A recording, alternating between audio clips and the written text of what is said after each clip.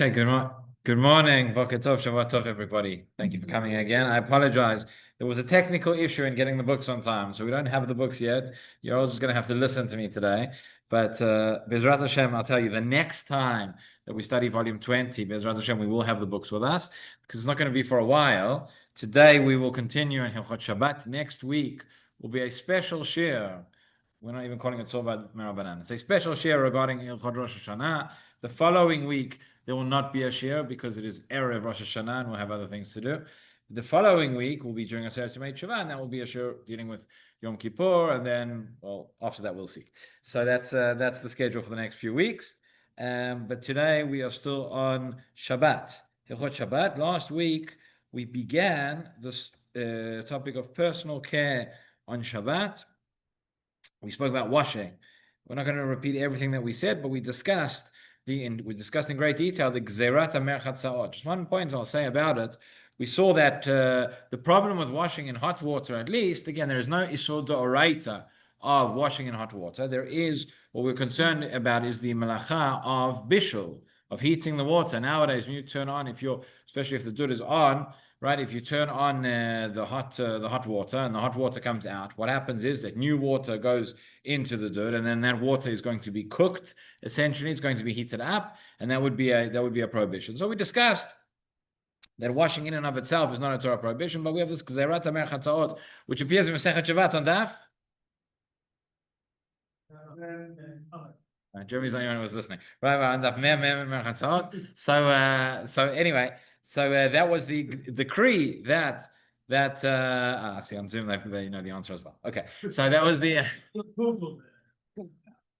they put it up there in the chat. Thank you. So that was the decree that the Rabbanan made, that one should not wash in hot water on Shabbat, even if it was heated up beforehand, because we're concerned that people are coming to heat up the water. One discussion that's brought is regarding the temperature of the water. In other words, this would apply to very hot water. This would not apply to lukewarm water necessarily, because the idea is, the rationale behind the Gzerah was that right, there was competition in the bathhouses to who had the hottest water. So the water's not so hot, so we weren't concerned. We saw how that Gzerah went back and forth. In any event, that was one point of discussion. We saw that even washing in cold water was going to be an issue, because there was this, although it's not mentioned in the Gemara, it's already not mentioned explicitly in the earlier Sfarim, but we saw the Trumat Hadeshin and others who said that nowadays we have a minhag, one does not wash on Shabbat at all, even in cold water, and different reasons are given for this. Maybe it's related to the idea of carrying, right? Maybe it's related to the fact that Mishnah Berurah says because you're going to end up wringing your hair or doing other things, which are going to be prohibitions on Shabbat. So we saw that this was an Ashkenazi practice. According to the Sfardim, the Shulchan Aruch, there was no issue in washing on cold water on Shabbat. According to the Ashkenazim, even cold water is a problem. Hot water is a problem for everybody. But we saw just washing your hands or your feet or something like that, again with water that was heated in a permissible way, that would be acceptable. And then we also saw the Rabbi Akiva Ego is there in a situation of when one is a mitzta'er, it's really causing one pain, physical pain, and not just a little bit of discomfort, to the fact that one cannot wash. Then one could wash certainly in cold water under such a circumstance. Okay, Yom Tov, as I mentioned and we alluded to last time as well, Yom Tov is a completely different parasha. There's a lot more room to be lenient on Yom Tov. There's a different set of considerations there, because heating the water itself would seemingly not be a Torah prohibition. Okay, one point here which is mentioned I didn't talk about last week, that's brought up here, is the question of using hot water bottles on Shabbat. We're talking about using hot water. Could one use a hot water bottle? So it's very interesting. The Shulchan Aruch discusses this based on the Gemara, and I don't know exactly what a hot water bottle looked like in the days of the Gemara, but clearly not quite the same as today. The Shulchan Aruch writes as follows. He says, "Asur litein al gabei bitno kli sheyesh bo mayim chamin." Okay, so a utensil that contains hot water, what we would call a hot water bottle. He says, you may not put this on one's body, even afilu b'chol. This is not a question of Hilchot Shabbat. This is a question of Hilchot Sakana. Says the Shulchan Aruch, you don't do it. Why? Sakana. Sometimes you can have the boiling water. You're going to come to burn yourself. So that is a problem. He says, it adds the Ramah. But But if you've heated up a garment and then place it, and there's no water, then there's no concern about burning. That would be okay. Now the Mishnah Berurah over here writes, he says, Kol sheken asur b'Shabbat. Shulchan Aruch said you can't do this on a weekday. Mishnah Berurah says even on Shabbat you can't do it. Why? Shema yishpachu alav v'nimtza kelochetz b'Shabbat. Maybe it's going to open, maybe it's going to, you end up pouring water on yourself. You're going to be, that's like washing on Shabbat. You're like washing in hot water. So therefore he says, if it's in a sealed container, surely that would be permitted. Okay. He's not so worried about the sakana. Okay, well, maybe it's a different reality.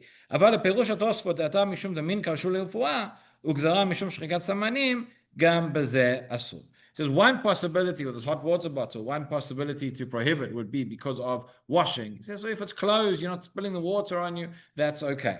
But what about the question, this might be considered refuah? This might be considered like you doing something for a medicinal need. We know that refuah is not just tablets that one might take, but anything which is done for a medicinal need, that would be forbidden. So he writes, L'tzorach gadol yesh la'akel, and in the Dirshu Mishnah Berurah, it's brought in the name of Rav Shlomo Zalman.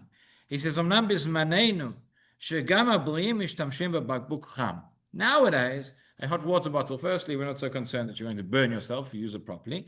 But secondly, he says that nowadays this is something that you wouldn't only use if you're an ill person, but healthy people use it as well. We have a Mishnah in Shabbat that talks about machal briim, right? So for example, let's say a person has a sore throat and they want to drink tea in order to soothe their throat. So you're doing it for medicinal purposes. Since many people drink tea, not for medicinal purposes, just because they like the taste. So that's called machal briim. So even if your intent is also to soothe your throat, again, if the tea is made in a permissible way, that's a different share, but that would be permitted. So he says you can use, nowadays, you can use a hot water bottle. He says it's not recognized that that's for medicine, so to speak, and that would be accepted.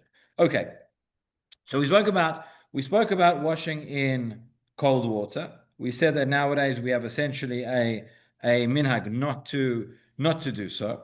And the question that comes up, and we mentioned about Yom Tov as well, we said, how do we spoke last week, I'm not going to go into all the details again, but we said how we got around the prohibition of hot water on Yom Tov. It's quite much easier to get around that. What about this custom of cold water?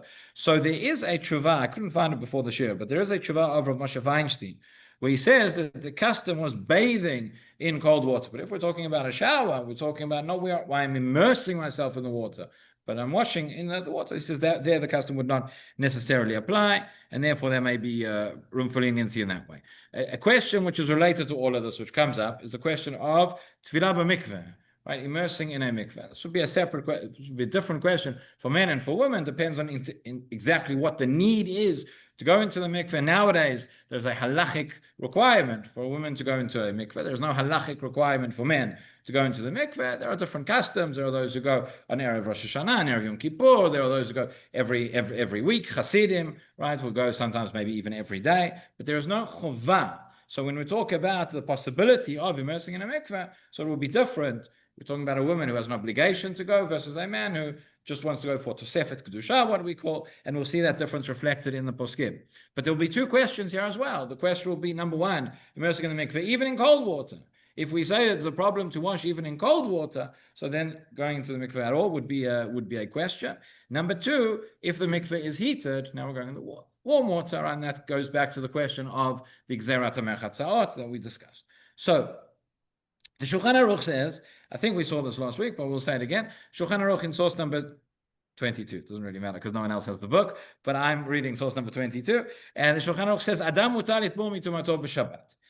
Plain and simple, a person may go, right, mutar litbol mitumato b'Shabbat. A person may go into the mikveh on Shabbat. Again, the implication here is that maybe where there is the halachic need for it. This is based on a passage in the Gemara Masechet Beitzah. The Gemara Masechet Beitzah says that you may not do tevilah of kelim, of utensils on Yom Tov, because it is like, different reasons are brought, but maybe because it's like mataken mana. It looks like you are repairing something which was unfit for use. Now it is fit for use. That would apply whether we're talking about tevilah of kelim from Tumah and Tara, which does not apply nowadays, or whether we're talking about the type of tevilah we do nowadays, where one purchases a utensil from a non-Jew, and one would have to do tevilah before you can use it. But says the Gemara, so then the Gemara gives 4 different reasons why, and it says that is regarding kalim, which may not be immersed, but a person may go and immerse in the mikvah. Ma'itama, Rav Amar, mipnei shenireh k'metaken kli. That's the reason why Rava explains you cannot toivel the kalim. So ihachi adam nami. Would that be the case for a person as well? He says no, adam niraka mekar. A person just looks like he's cooling himself off. Okay, so the question is nowadays, right? Maybe if you're going in a river or something, or a person's jumping into a pool of water, but a person goes to the mikveh, it's very clear that you're not going to the mikveh just to cool yourself off. You're going to right. So the Yalkut Yosef writes as follows. He says, "Mutar litbol b'mayim tzonanim b'Shabbat." Remember, for the Sfardim, there's no issue. There was no minhag not to go immerse in cold water. So he says you can do it in cold water. It's no problem. One should be careful not to squeeze out one's hair. He says, but if the water is a little bit warmer, then it would be proper not to go into the mikvah on Shabbat. ועדיף שלא יטבול בכלל בשבת, מה שיכניס עצמו בחשש איסור שבות, בגלל מנהג טוב שאינו חיוב מעיקר ההלכה. Again, he's clearly here dealing with a man who wants to go to the mikveh. He says it's better not to, there might be a gzeirah that you are transgressing. You want to go along, you want to be, take on a chumrah, minhag of going to the mikveh on Shabbat, okay, but there might be a prohibition. So therefore, sheva al taseh adif. He says better not to. Nonetheless, says those who are lenient to go in warm water to the mikveh, again, men, to the mikveh on Shabbat, that would be acceptable. One doesn't have to rebuke them. Okay, the Biur Halacha again addresses the points that we've mentioned. He says like this: Da'od imut tahor gamur v'rotze litbol b'Shabbat shacharit mishum tosefet kedusha. And b'zeh mishum chashash metaken. Okay, so it's a little bit paradoxical, maybe. We said, what would be the prohibition of what would be the prohibition, the havamina of a prohibition of going to the mikveh? We said, like with kalim, that it's metaken mana, that you are correcting something. You're going from a state which was forbidden now to a state which is permitted. You're going from tamei to tahor, right, which obviously applied in the times the Gemara does not apply. And he says nowadays, persons just wants to go to the mikveh for tosefet kedusha. So you're not actually changing any sort of halachic status. It's only true if a man goes to the mikveh, and therefore he says there's no chashash metaken. So that's actually a grounds to be more lenient.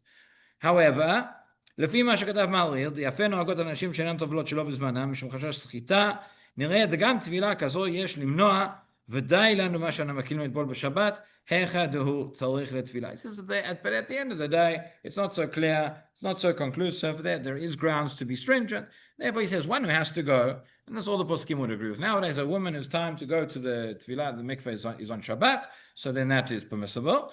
However, somebody else, a man, for example, the Biur Halacha recommends not to go to the mikveh. Again, we have concerns of you may come to wring out the hair and do different things afterwards.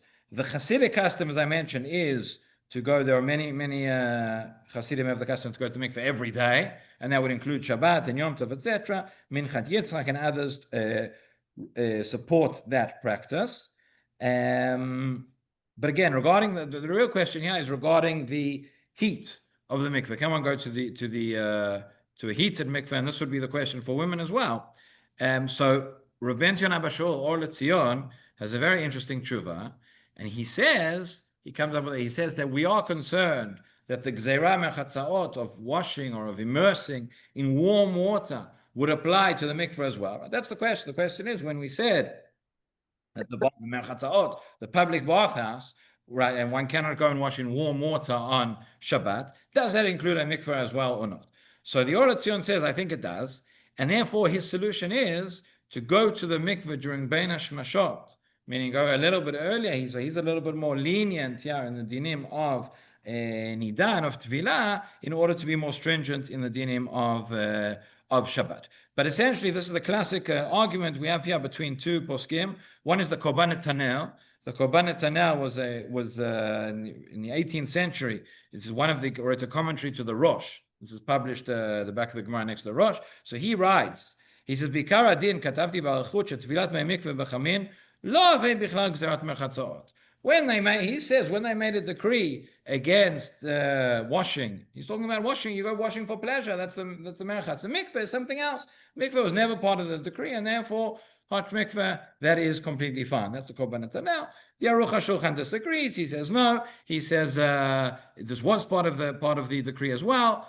However, as we mentioned before, he says, what is the decree? The decree is very, very hot water. If it's lukewarm, that would be acceptable. So that's some of the discussions regarding the mikvah on Shabbat. Okay, the next issue that comes up, and this also there are a lot of interesting side points which come up out of this, is the question of washing a baby on Shabbat. And this comes up, we have a Mishnah. This is actually one of the classical sources when we talk about maybe contradictions or changes in terms of scientific knowledge of the day versus how that interacts with halacha. The Mishnah in Masechet Shabbat says the following. It says, "Malchitzin et hakatan benifnei milah ben achar milah." We wash the baby before and after the brit milah. Rabbi Elazar ben Azariah omer, "Malchitzin et hakatan biyom shlishi." The third day, Rabbi Elazar ben Azariah says, the third day after brit milah, this is the day. This was according to the medical knowledge of the day. This is what they understood, that the third day is critical, and that one needs to wash the baby in hot water, warm water, on the third day after the Brit Milah. To the extent, and this is brought in the Shulchan Aruch, we'll see in a moment, that if one would not wash the baby in warm water on the third day after the Brit Milah, this would be a sakanat nefashot. This would lead to a life-threatening situation. Now he quotes the pasuk, the Mishnah, right? The pasuk that says,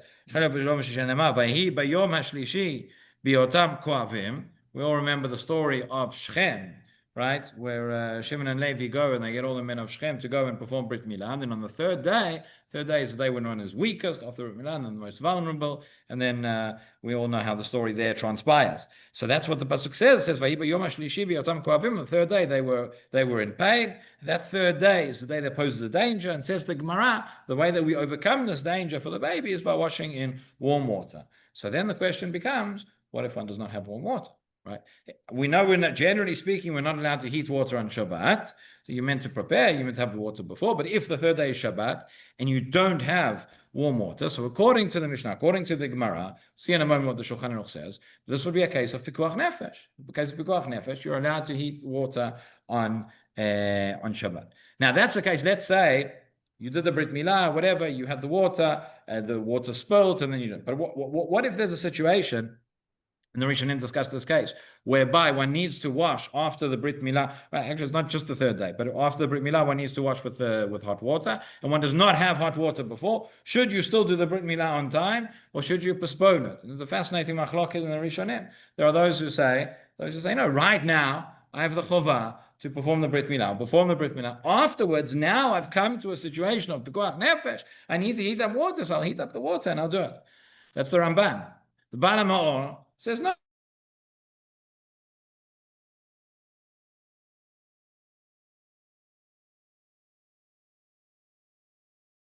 So to speak, for the sake of the Brit Milah itself.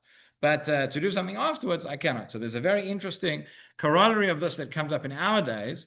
There's a question which is discussed by many of the contemporary poskim, which is, again, Brit Milah on Shabbat is permitted and is obligatory if it's on time.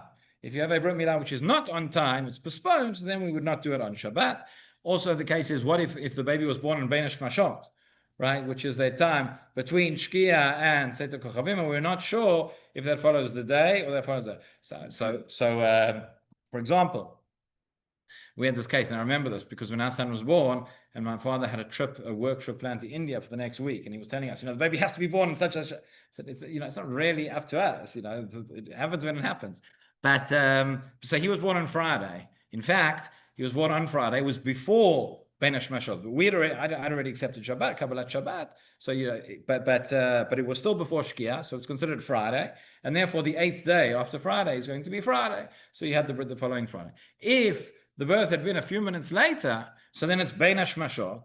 So Bein Hashmashot, so we say like this: it might be day, it might be night. That's why we've spoken many times in terms of Hilchot Shabbat. That's why at the beginning of Shabbat we accept Shabbat before Shkia. The end of Shabbat we can't take Shabbat out until after Seita Kochavim. We can daven Mariv 11 minutes before the end of Shabbat, but that's something else. So, which by the way is after Seita Kochavim anyway. But so that time of Bein Hashmashot between Shkia and Seita Kochavim, Safek Yom, Safek Laila. So if that time is considered day, so it's still considered Friday, then the Brit Milah would be the following Friday. If that time is considered night, so then that would be considered Shabbat. So the Brit Milah would be the following Shabbat. So you can't have the Brit Milah early. So you can't have it on, so in case it's Shabbat, so we can't have it on Friday. But in case it's Friday, you can't have it on Shabbat because then it's the wrong day. So then the Brit Milah would be on Sunday, would be the following day. If the baby was born an hour after that, when it's certainly Shabbat, so then that's Shabbat and the 8th day would be Shabbat. So that's the case. The trivia questions everybody loves, right? If you have two babies that are born, the one who is born first has his Brit later, and neither of them have been postponed, that would be the case. Okay, so why am I saying all of that? Because if the Brit has to take place on Shabbat, so any of the melachot that are considered part of the actual Brit Milah, that would be doche Shabbat on time. There's no question. But things which are like heating water or doing other things which are related but are not actually part of it, that would not take precedence over Shabbat. So the question that some of the contemporary poskim discuss is if you have now, for example, a family that is not observant, and all sorts of melachot are going to be, they're going to drive on Shabbat to come to the Brit Milah, and they're going to stand there and take photographs, and they want to live stream the whole thing, or whatever. All these things, there is a tremendous amount of Chilul Shabbat that's going to occur as a side part of this Brit, but not the Brit Milah itself. So would you still have the Brit on time on Shabbat, or would you postpone it? So that is a machloket amongst contemporary poskim. Rav Osner talks about it, Tzitzi Eliezer talks about it. That's a fascinating question that comes up. But for now, we're dealing with washing after the Brit Milah, washing in hot water. So the Shulchan Aruch says, this is in Siman Shin Lamed Aleph, he says, בזמן חכמי הגמרא, אם לא היו עורכים את הוולד לפני המילה, ולאחר המילה ביום שלישי למילה במים חמים, היה מסוכן. Says the Shulchan Aruch, in the times of the Gemara, if one, when you write in the times of the sages of the Gemara, if one would not wash the baby before the Brit Milah and after the Brit Milah and on the third day in hot water, this was מסוכן, this was dangerous. לפיכך נזקקו לכתוב משפטו כשחל להיות בשבת. And therefore it was necessary, meaning he's writing this after after we've explained this idea of washing the baby. He says, Va'idna, nowadays, okay, 500 years ago, there's a Shulchan Aruch. Va'idna lo nagu b'ilchitza klal. Nowadays, doesn't mean we don't wash at all. We still do some washing every now and again, occasionally, but this type of washing in hot water is not required. It's not our practice. V'dino lechotz b'shabbat imatzu kedin l'chitzat kol adam. Says, therefore, nowadays, I don't say anymore that it's pikuach nefesh to wash on Shabbat. I don't say it's pikuach nefesh to heat up the water on Shabbat. Now we wash the way anybody else washes. So it's a fascinating siman seif in the Shulchan Aruch, which is brought as one of the classic sources when people say, there are all sorts of medical instructions that are given in the Gemara. The general, I think, the more mainstream approach is to say that those instructions were based on the view of the doctors of the time. The Chachamim, many of them were doctors themselves, many of them followed the doctors. And but nowadays we follow the doctors of the day. The same way the Rambam has lots of medical writings. Nobody today, I shouldn't say nobody, but most people don't go and look for, the Rambam was one of the top doctors of his day, but medicine has changed a little bit over the last 800 years. But the other Shulchan Aruch says in black and white. He says, this is what they said in the days of the Gemara. This was the medical practice. Nowadays, it's different. Okay, so that seems to be a pretty strong proof that these things do change. Again, when do they change? How do they change? Who decides if they change? That is a fascinating question in and of itself. Rav Kook has a famous tshuva about this in one of his responsim, and he says the idea that essentially Rav Kook outlines his philosophy, which is that medicine and science is always advancing, and it's very, very hard to say something is an absolute truth, and we have to relate in certain of these cases, relate to it at least as a safek of pikuach nefesh, even if not as a vadai. But in any event, that's what the Shulchan Aruch says, and that's what's accepted here. So The question is regarding washing on, regarding washing on Shabbat, even for a baby, we would say it's not pikuach. If it is pikuach nefesh, so obviously you can do whatever needs to be done. The Ochot Shabbat, but we define what's pikuach nefesh based on what the doctors nowadays tell us. The Ochot Shabbat says here, that's contemporary work, it says, if washing is necessary for the baby's health, it's going to get irritation in the skin or things like that. So then you could wash the baby in hot water. We don't have to worry here about chatzot. Obviously, it should be done in a way. Yeah, we're not talking about pikuach nefesh. We're talking about at least it's a level of a choleh she'en bo sakana. So therefore, so long as you don't do melacha to heat up the water, there are ways to do that. Im Shabbat v'Yom Tov suchim ze lazeh, adif lechotz latinoch b'Yom Tov. It says if you have Shabbat and Yom Tov adjacent, one day to the other, you have to wash on one of the days, so it would be better on Yom Tov than on Shabbat. Yalkut Yosef writes the following. He says, "Isur chitzat kol gufo b'chamin u'poshlim b'Shabbat ugam lekatan." In general, again, our default position is that the prohibition against washing applies to an adult, applies to a child, applies to everybody. Ulam, אם התינוק נתלכלך, או שהדרך לרחצו בכל יום, מותר לרחצו בשבת במים חמים או פושרים. He says, nonetheless, if you are accustomed to washing the baby every day, or it became dirty, or whatever, then you can wash even in warm water on Shabbat. שאם ירחצו בצוננים, הרי יבואו לידי חולי והוא מכלה ומצטער. No one says that you have to take the baby and give him a bath in freezing cold water. That would be dangerous. והיינו במים שוכמו על ידי דוד שמש. So says Yalkut Yosef, again, dud shemesh is a whole topic in and of itself, but the Psak V'Aveda is that one is allowed to use water from a dud shemesh, and even the Ashkenazi poskim would say, we're dealing with a child, or dealing with a baby, there is more room to be lenient here for various reasons, and we generally assume, he writes here, tinok kecholeh, that a baby, we generally assume has the status of somebody who is ill. That just means we don't think the baby's actually ill, but it means you need to take better care of them, and if certain things are not done, then they will come to a state of choli, so therefore we're lenient about that. Okay, that really brings to a conclusion this the topic of the water, washing in the water itself. Now, there are a number of side issues that arise. So we've got here in the books, which if you had the books you would see, but you don't, so I will read it to you. There's a topic here of using soap. There is a discussion on the topic of using a towel as well, drying out. There's a question of the towel itself, and then there's a question of wringing out one's hair, etc. So let's just talk about soap briefly. When we talk about soap, so we can distinguish between, they distinguish between three different categories of soap. I thought there were two types of soap. Apparently there are three.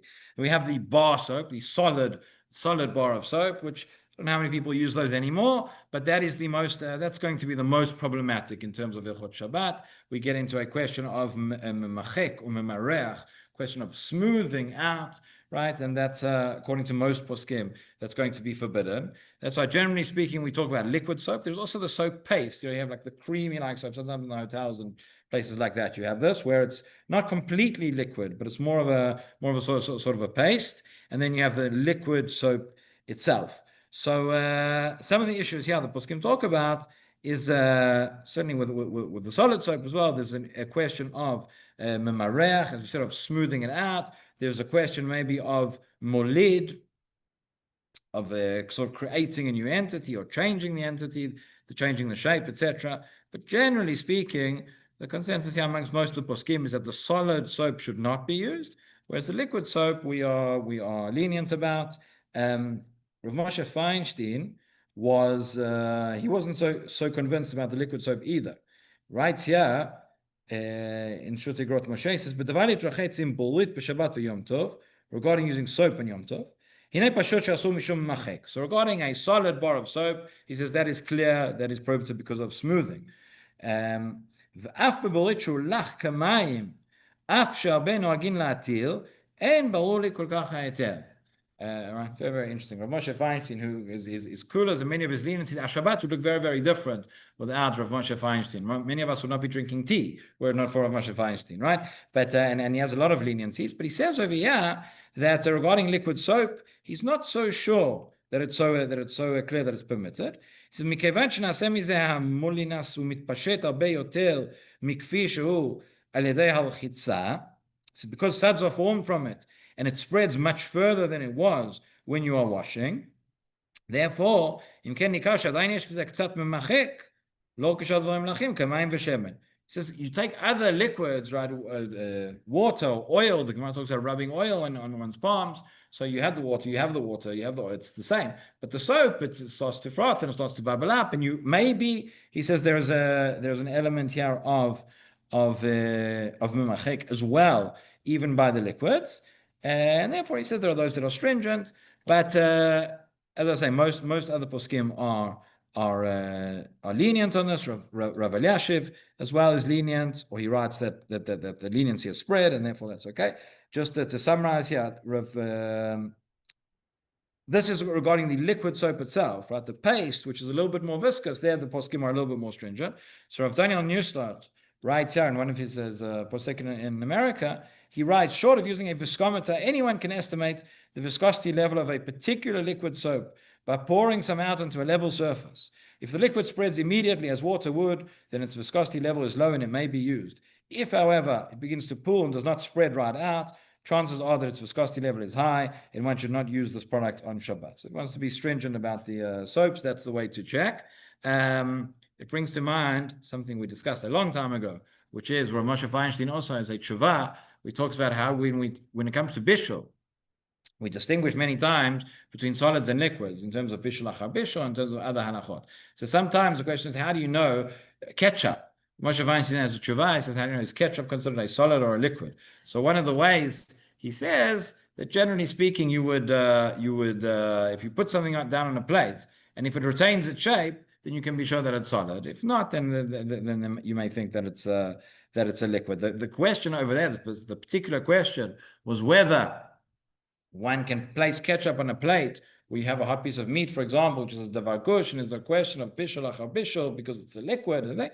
Anyway, for various reasons, he's lenient about that. Okay, let's just talk a little bit quickly about the towels. So there are two questions when it comes to a towel, and the Shulchan Aruch, based on the Gemara, says the following. He says that if I was to take a garment, a dirty garment, to soak it in water, that would be a prohibition of laundering, right? When we say shriyato zoi kibuso, right? There's a melacha of kibus, of washing something. So he says, ebeged sheyesh alav lichluch, asur afilu l'shachshacho, dezeu kibuso. If I have a garment, a piece of clothing, a towel, something like that, which is dirty, I'm not allowed to wash it. How do you wash things? What's the first stage? The first stage is that you put it in water. So he says, even if I was to dip it in water, that would be considered washing it. Okay. Now the Rama over here writes, the Rama in Orach Chaim Shin Bet, he says, "Beged she'en alav lichluch." If I have a garment that is not dirty, mutar latet alav mayim muatim velo mulbim. So he says you could pour a small amount of water onto it, not a large quantity. I mean, there are those who say, again, when we say that dipping it in water is in order to wash it, do I say, what do you generally speaking, don't wash clean clothes, right? Sorry?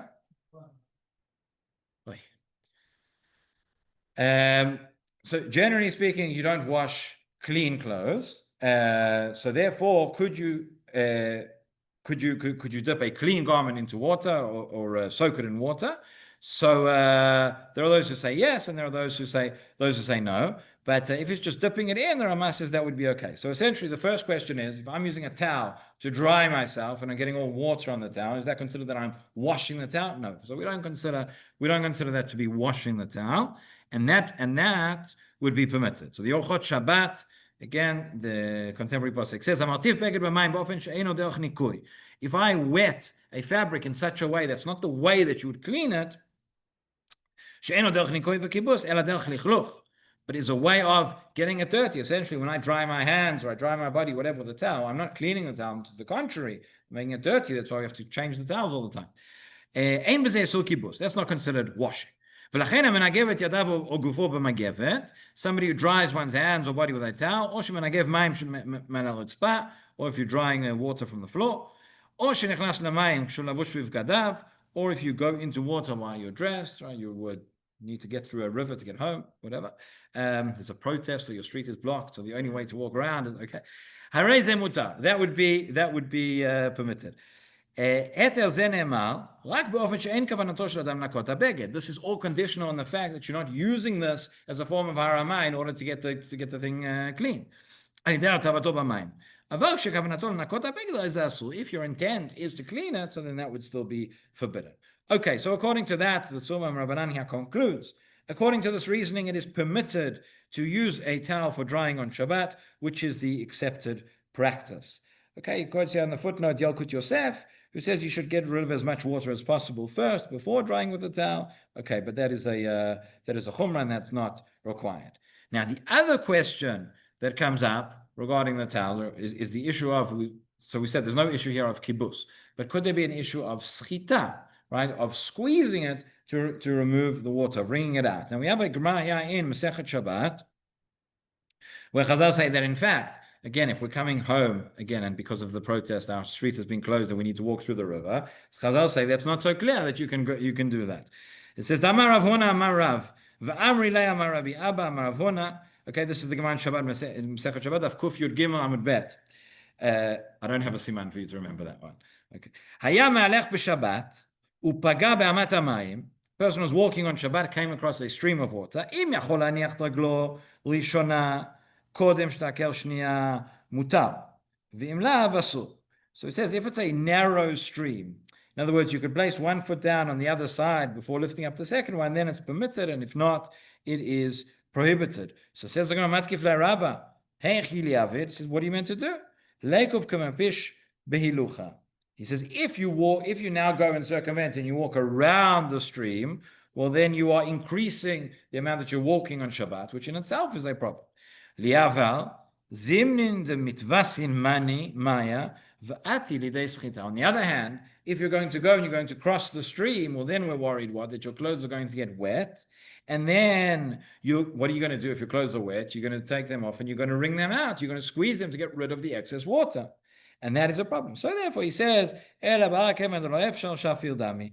since it's not possible to cross in any other way, you can go and you can try and jump over the stream. But the point is that we see from there the concern that we're going to come and we're going to wring out, that one would wring out one's clothes on Shabbat. So the question is, are we concerned as well that you would wring out the towel if you're going to get it full of water? Now, there's another Gemara, a little bit later on, Daf Kuf Mem Zayin Amud Bet, where the Gemara says as follows. This is a little bit more direct to our topic. Tan Rabbanan, Mistapeg Adam Be'aluntit Umenicha B'chalon V'lo Yimslein Al'ul Yalin. So it says one may dry oneself with a towel on Shabbat. You can leave it here. We're talking about in the window of the bathhouse, but you can give it to the bath attendants. You cannot give it to the bath attendants because we're worried that they are going to come and wring. They're chashudim that they're going to come and wring out the towels. Rabbi Shimon Rabbi Shimon says, dry yourself with a towel and take it home. Okay, the conclusion of the Gemara is Rabbi Yochanan. So we say essentially one may dry oneself with a towel, the Gemara says explicitly, and carry it home. We're not concerned that an individual is going to come and necessarily wring out the towel. And that's what the Shulchan Aruch says. It says Mistabeg Adam Baluntit umuvia biado, bring it in your hand. We're not concerned that you are going to you're going to squeeze it out.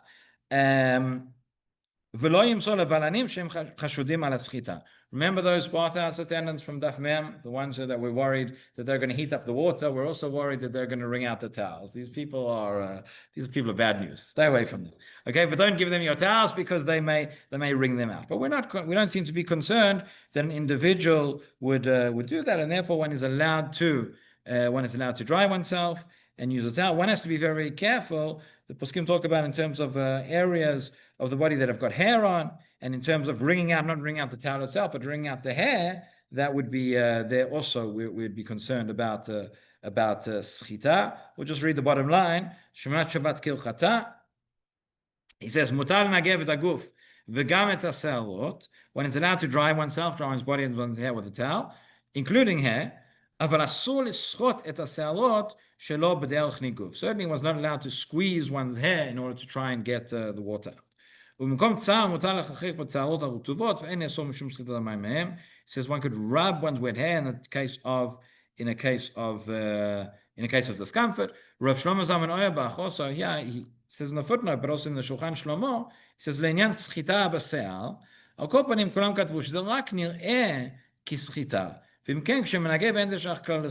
one is drying or using a towel, one's drying one's hair, one is not actually physically directly going and trying to squeeze the water out of the hair. One shouldn't do it too vigorously, right? In order that one shouldn't intend and try and wring out one's hair, so to speak. But that is what he says. He says, in fact, so I